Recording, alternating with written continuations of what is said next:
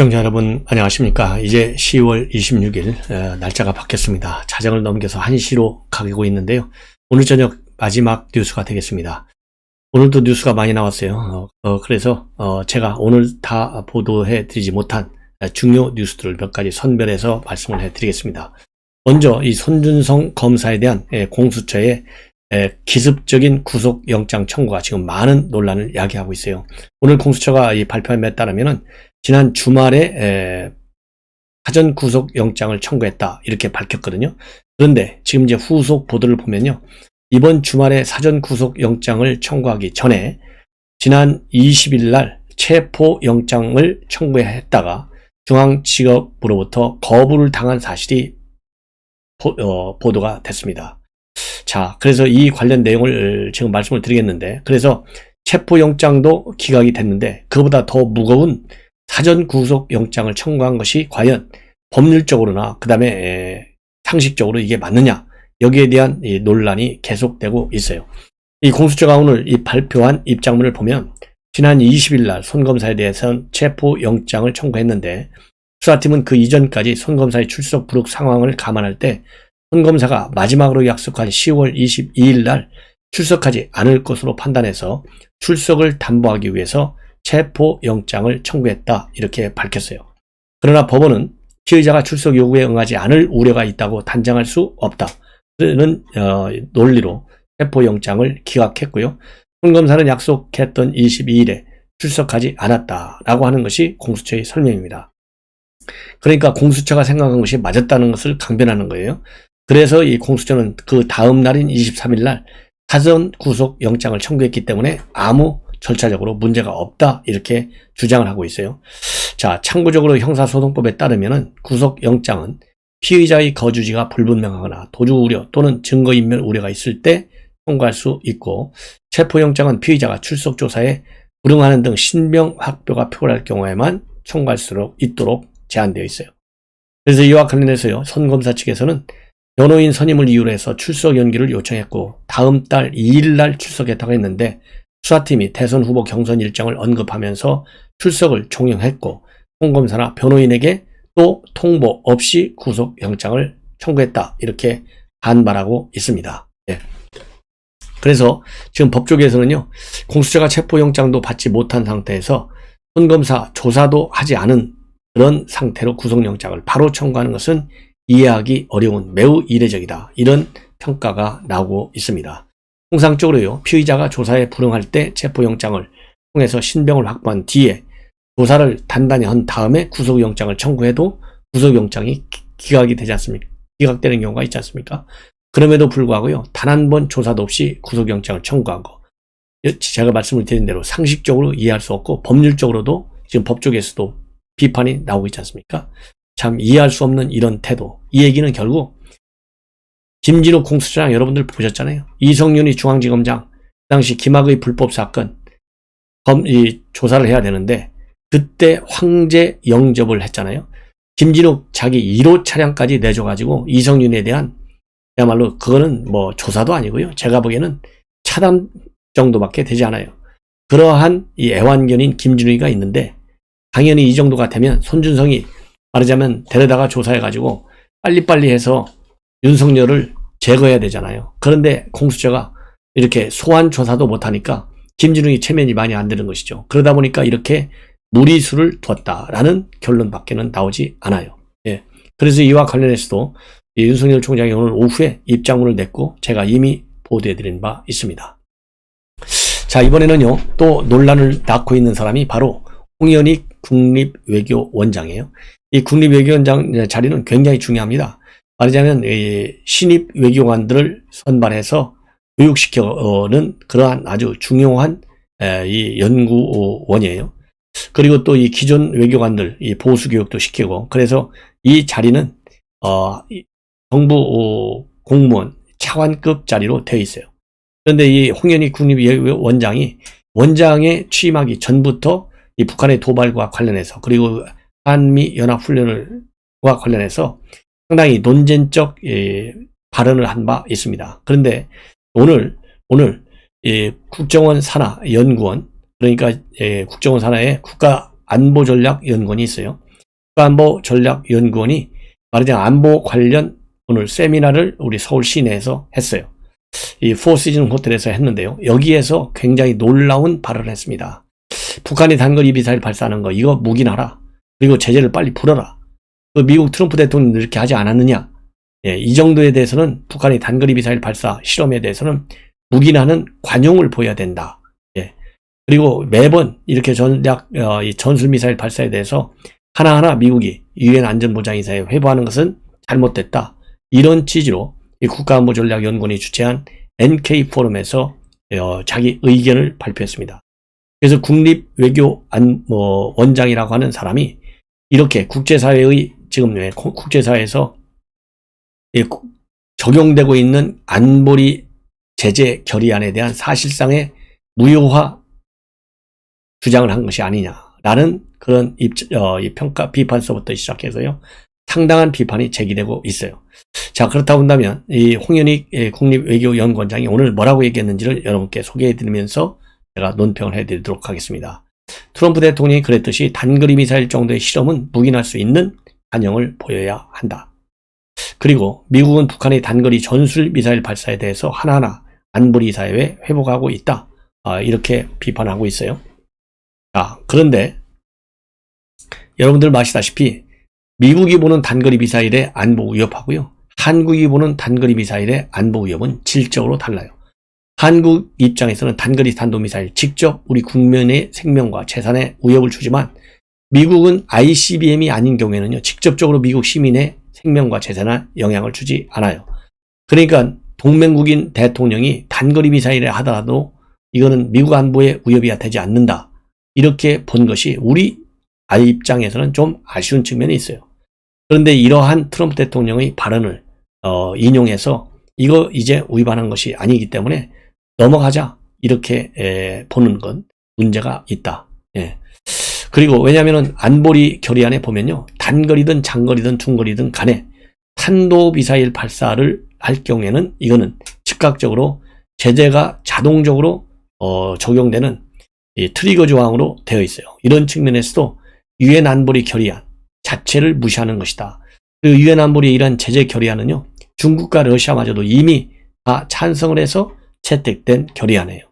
그런 거를 갖다가 중국과 러시아도 찬성한 결의안인데 여기에 반대하는 입장을 보인 국립외교연장의 이러한 입장 표명에 대해서는 틀림없이 많은 논란이 불가피하다. 이렇게 판단이 됩니다.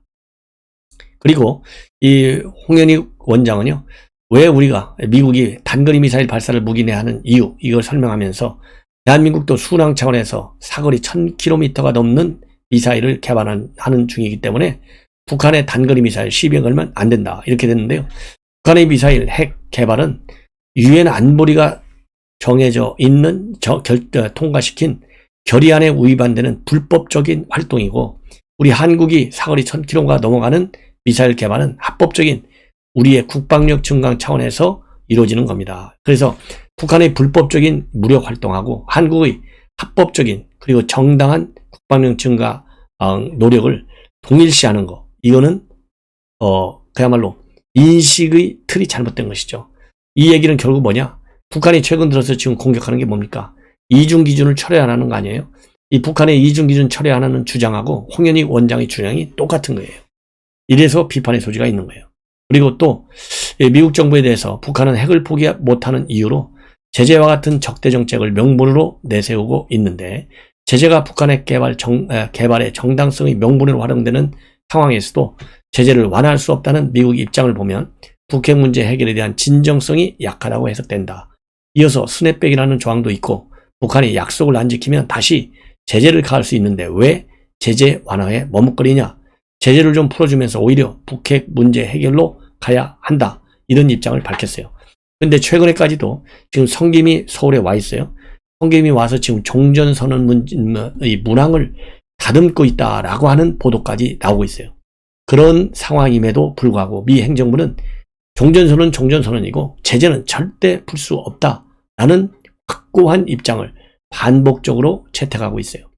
이렇기 때문에 이렇게 미국에 대해서 제재를 먼저 풀어줘라. 그래 북핵 문제의 입구를 열어라. 이렇게 주장하는 것은요. 완전히 중국과 러시아 그리고 북한이 가지고 있는 이런 제재 선 완화 입장과 맥락을 똑같이 하고 있고, 그리고 미국을 비롯한 국제사회가 절대로 선 제재 완화는 있을 수 없다, 비핵화 조치가 취해져야만이 이루어질 수 있다 라고 하는 선 비핵화 주장하고 정반대로 가는 거예요. 그런 측면에서도 상당한 논란이 지금 제기되고 있는 거예요. 그러면서 이런 걸로 볼 때 전반적으로 이러한 홍현익 원장의 이런 발언, 많은 논란을 야기할 것으로 보입니다. 그래서 이 전직 외교관들은요, 북한의 핵 개발을 막으려면 느슨해진 제재의 철저한 이행을 강조하는 게 상식인데, 제재 완화를 먼저 주장하는 것은 앞뒤가 뒤바뀐 얘기이다. 그리고 또 북한의 불법 핵 개발에 눈 감고 국제법 위반에도 면죄부를 주자는 무책임한 발상이다. 이런 지금 비판이 제기되고 있습니다. 네. 자, 그리고 지난 21일 날 국정감사에서도요, 북한의 미사일 발사와 관련해서 이 홍현익 원장은 한반도 안보에 큰 영향을 미치지 않는다면 너무 문제시하는 것이 곧 평화 만들기란 차원에서 적절치 않다, 이렇게 얘기를 했어요. 그러니까 북한의 위장평화 공세에 호응하는 말로 평화 만들기라는 새로운 워딩을 만들어서 정당화하고 있고, 이것은 곧 북한의 대남 도발 그리고 국제법 위반인 탄도 미사일 발사, 이거는 무기내주자, 이런 취지의 주장을 핀 것입니다. 그리고 지난 8월에도 라디오 인터뷰를 통해서요, 우리가 한미연합 훈련을 하는데 북한은 훈련하면 안 된다고 생각하는 것 자체가 상식적이지 않다, 이래서 또 많은 논란을 야기한 바 있습니다.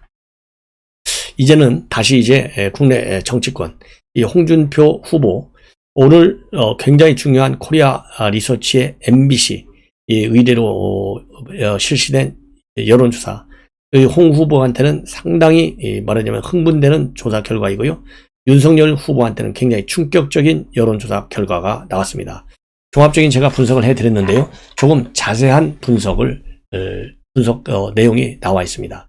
그래서 23일하고 24일 이틀간 MBC 의뢰로 코리아 리서치가 조사한 내용인데요, 만 18세 이상 남녀 1,003명을 대상으로 해서 조사했습니다. 근데 이재명 후보를 이렇게든 저렇게 하든 간에 이기는 유일한 국민의힘 후보는 바로 홍준표다, 이런 결과가 나왔어요.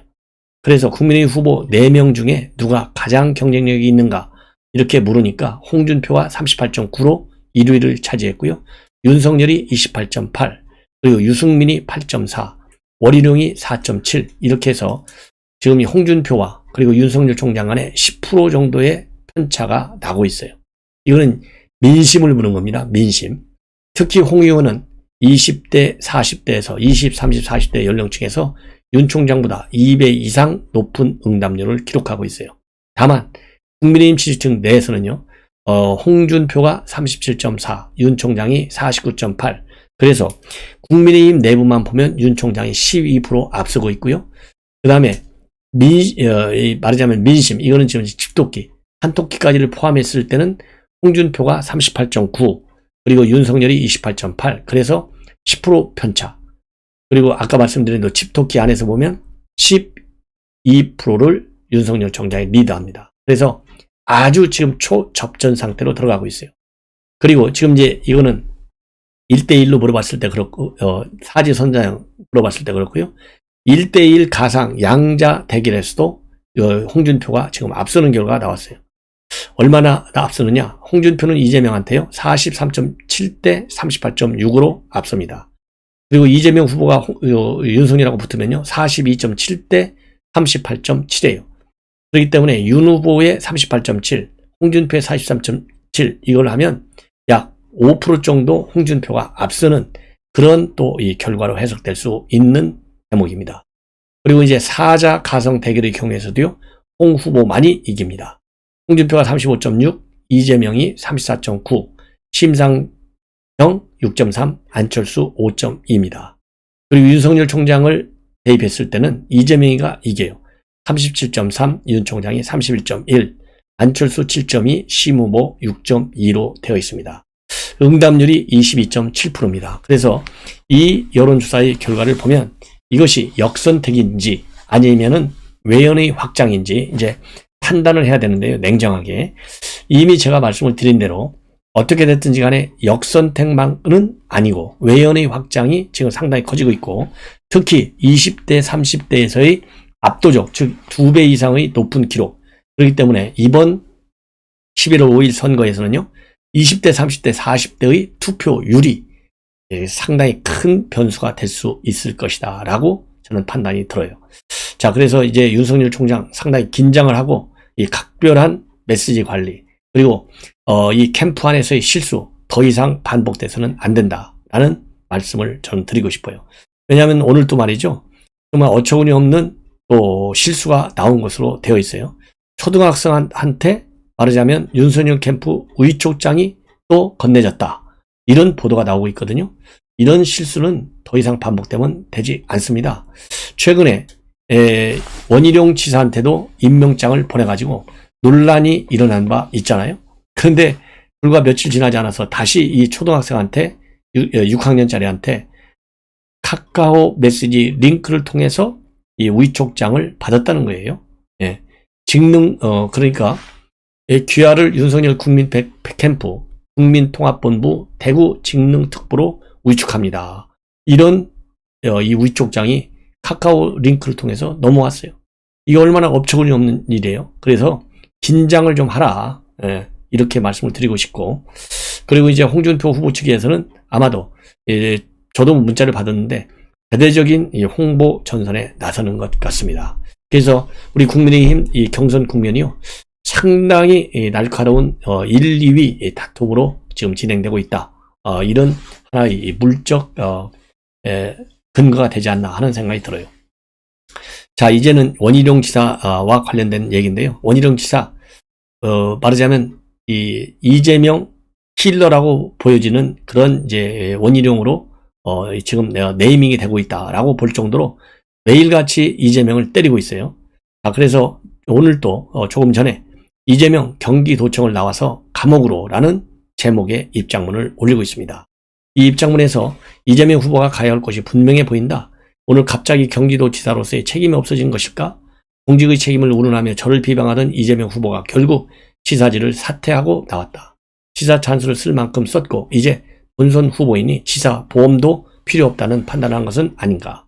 이어서 이재명 후보가 경기지사로 일하는 동안 꼭 필요한 곳에 쓰였어야 하는 경기도 예산들이 이재명 후보의 지사 찬스로 사용되어 선거운동 예산이 되어버린 것은 아닐지 모르겠다.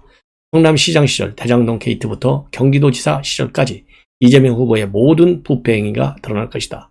제가 선두에 서서 진실을 규명해 국민 앞에 이재명 후보의 민낯을 드러내겠다. 이제 이재명 후보가 경기도청을 나와 향해야 할 것은 청와대가 아닌 감옥일 것이다. 이렇게 아주 초강경 메시지를 내놨고요.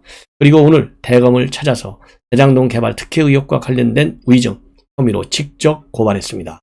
그리고 또 원희룡 지사는요, 이미 강윤형 부인이 신경정신과 전문의잖아요.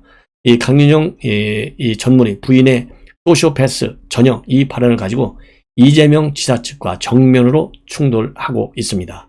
자, 그래서 지난 23일 날은 원희룡 지사가 이재명 경선 캠프 대변인 출신인 현근택 변호사하고요, 이 소시오패스 문제로 충돌해서 고성을 지르면서 설전을 벌이고 그야말로 방송 현장을 뛰쳐 나오는 사태까지 벌어졌어요. 예.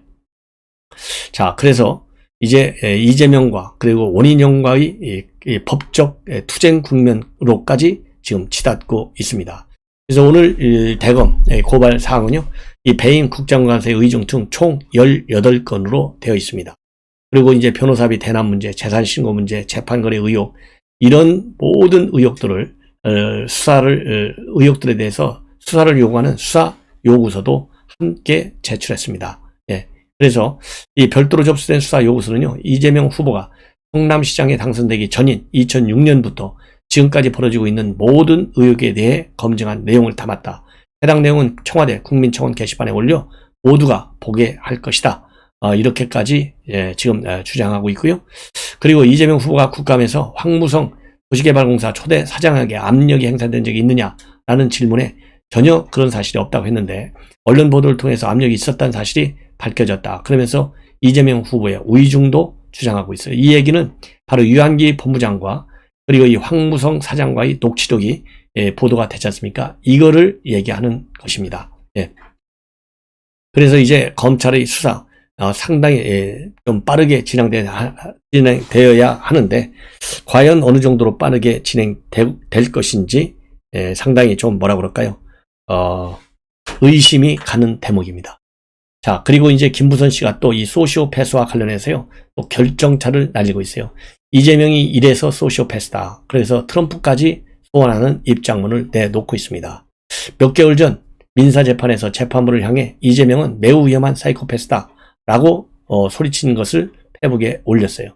그러면서 이 전문가들의 이러한 견해, 즉 소시오패스를 소재로 한 칼럼을 공유했습니다. 그래서 이 칼럼에는 어떤 내용이 들어가 있냐면요, 심리학자들은 소시오패스의 가장 중요한 특징을 내가 필요할 때만 나에게 잘해주는 사람, 내가 필요 없어지면 굉장히 차가워지는 사람이라고 했다. 또 트럼프 미국 대통령을 소시오패스에 빗댄 사례까지도 소개하고 있습니다. 자, 그러면서 이런 글들을 보니까 이재명은 소시오패스였다 이렇게 주장을 하고 있어요. 예, 그래서 이제 결국은 이 소시오패스와 관련해서 김부선까지도 참전하는 이런 상황으로 지금 되어 있습니다. 그리고 이재명 지사가 오늘 마지막 인터뷰를 했지 않습니까? 마지막 인터뷰를 하다 보니까 그 내용에 여러 가지 정말 충격적인 내용들이 많이 들어가 있어요. 그러니까 국민의힘에서 이재명의 이런 회견을 맹공을 퍼붓고 있어요. 그러면서 무슨 염치로 공정을 주장하느냐. 이러니까 소시오패스라고 얘기를 듣는다. 이런 입장문을 냈습니다.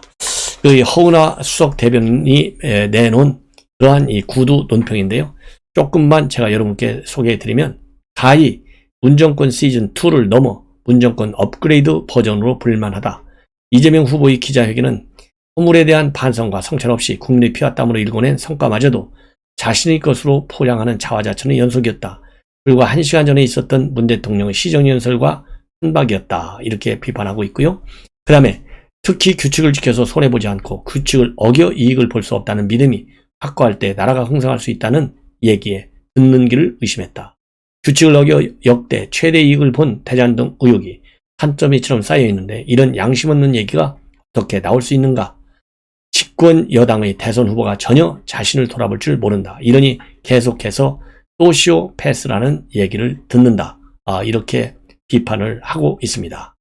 그리고 참고적으로요, 정치평론가인 박동원 폴리컴 대표가 본인의 페이스북에 이재명 지사가 과거 일반인에게 정신병자 같다라고 썼던 트윗을 다시 꺼내 들었습니다. 그러면서요, 이 박동원 대표는 의사가 소시오패스 얘기한 게 의료윤리법 위반이라면 시장이 정신병자 얘기하면 무면허 의료 행위가 된다. 실제 25명을 정신병원에 보내긴 했지라고 비판하고 있어요. 이 얘기는 결국 뭐냐? 국민의힘 이해형 경기도 의원이 입수한 자료에 따르면은 2010년에서 2018년 사이에 이재명 지사가, 그러니까 성남시장으로 재직할 때 강제 입원을 당한 환자가 무려 25명이라고 된다고 합니다. 예. 자, 그래서 이재명 지사는 그 당시에 말이죠, 2015년대 한 네티즌이 본인을 향해서 배변만 하는 정신병 앓는 자가 아닌가라고 하니까 이 사람이 정신병자 같은데요, 처벌이 아니라 정신병원에 치료 보내야 할 사람입니다 라고 이 반응을 한 바 있어요. 이럴 때 정신병자라는 말을 한번 쓴 사실이 있는 겁니다. 그래서 이것을 빗대어서 이 박동원 대표가 비판하고 있는 거예요. 그래서 여기에 관해서 의견을 들으려고 조선일보가 여러 차례 전화를 하고 문자 메시지를 남겼는데 일체 대응을 하지 않고 있다고 합니다. 예. 그리고 이제 김어준 씨가요, 이재명 접다 이런 입장을 본인의 방송을 통해서 내놨잖아요. 그런데 당에서는요, 이 김어준이가 강성이기 때문에 이 원팀 그리고 중도 확장에 도움이 안 된다. 이런 지금 비판이 당 내부에서 제기되고 있다고 합니다. 예. 특히 정운영, 그러니까 이낙연 캠프의 공보단장이었나요? 이 정운영 단장도 우리 헌법은 사상의 자유, 표현의 자유를 보장하고 있다. 누구든 자유로이 정치적 의사를 표현할 수 있고 특정 정치인을 지지할 수도 있다. 단 여기서 언론인은 예외다. 유력한 방송인으로 불리는 김어준 씨가 이재명 후보를 공개 지지, 호소한 것은 옳지 않다. 정 그리하고 싶으면 방송을 그만두고 이재명 캠프로 가면 된다. 이미 친이재명 방송을 해왔고 향후에도 공정성을 담보하기 어렵다면 이번 기회에 마이크를 놓아라. 이런 지금 비판문을 내놓고 있어요. 자, 그래서 지금 김어준에 대한 말하자면 위기의식이 뒤늦게나마 민주당 내부에서 제기되고 있다라는 말씀을 드리면서 저의 심야방송을 마치겠습니다. 아무쪼록 편안히 주무십시오. 대단히 고맙습니다.